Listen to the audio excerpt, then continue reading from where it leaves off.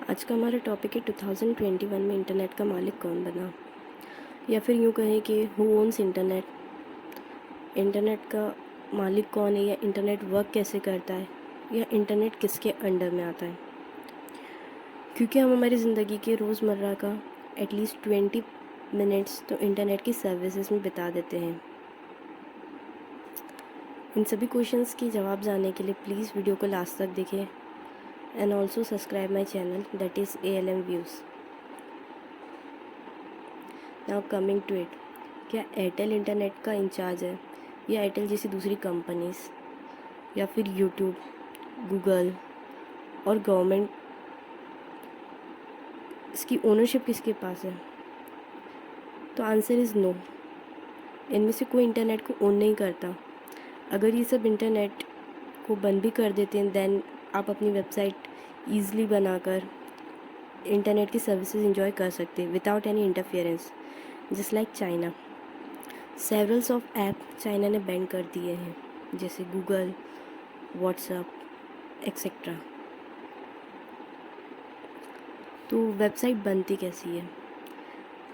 Website में main initial लगता है हमें हमारा मेन डोमेन नेम, जो GoDaddy.com जैसी कंपनीज प्रोवाइड करती है। अब GoDaddy को ये डोमेन नेम सेल कौन करता है? तो इन्हें सेल करता है ICANN, that is international cooperation for assign numbers and name. ये बेसिकली स्टार्ट हुई थी US गवर्नमेंट की अंडरशिप में, बट अब कंटिन्यू कर रही है as a non profit organization. ये डिफरेंट टाइप्स के डोमेन नेम को सेल करती है, जैसे .in सुना है, .gov, .com एक्सेट्रा। ICANN जैसी कंपनीज को हम बोलते हैं रजिस्टर्स।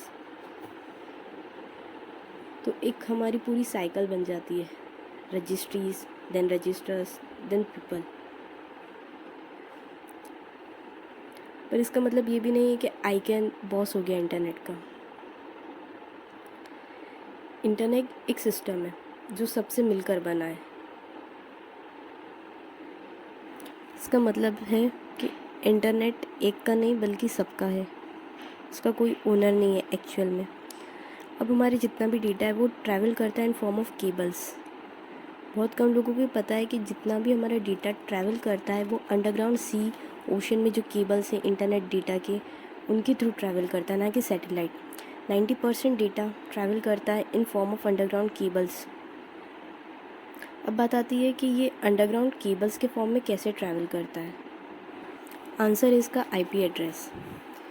जैसे हर किसी का घर का एक यूनिक एड्रेस होता है, आप कोई भी चीज़ बुलवाते हैं तो वो पर्टिकुलर आपके घर पे ही डिलीवर होता है।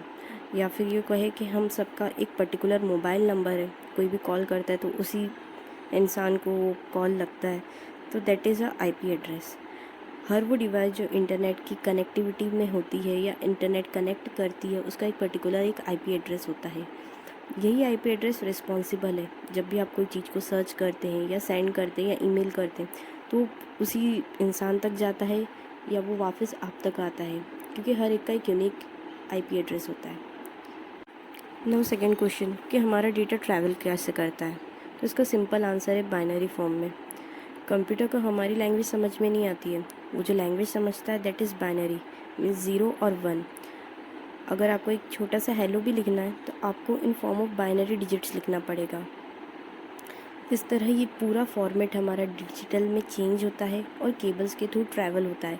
देन केबल्स वर्क करते हैं थ्रू IP एड्रेस, और इस तरीके से पूरी दुनिया का एक पर्टिकुलर नेट सिस्टम बन जाता है जो हर एक से इंटरलिंक्ड है, जिसमें बहुत सारे अलग अलग वेबसाइट्स हुई या पार्टनरशिप्स प्रोग्राम हुए या नेट प्रोवाइडर्स हुए, ये सब मिलकर एक इंटरनेट बना रहे हैं। इसका मतलब जो आप 1 GB या फ्री इंटरनेट या अनलिमिटेड GB जो यूज़ करते हैं वो कोई पर्टिकुलर एक सोर्स नहीं बल्कि एक पूरा नेट, लोगों का, कंपनीज़ का जाल है जो आपको सेंड कर रहा है।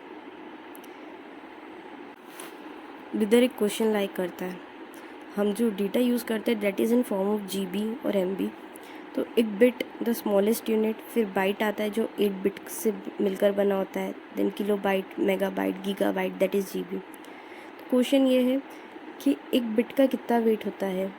जो भी चीज़ दुनिया में एग्जिस्ट करती है उसका कुछ ना कुछ अमाउंट का वेट होता है। So if you know the answer please comment me in the comment section, and if you like the video please subscribe it and also press the bell icon.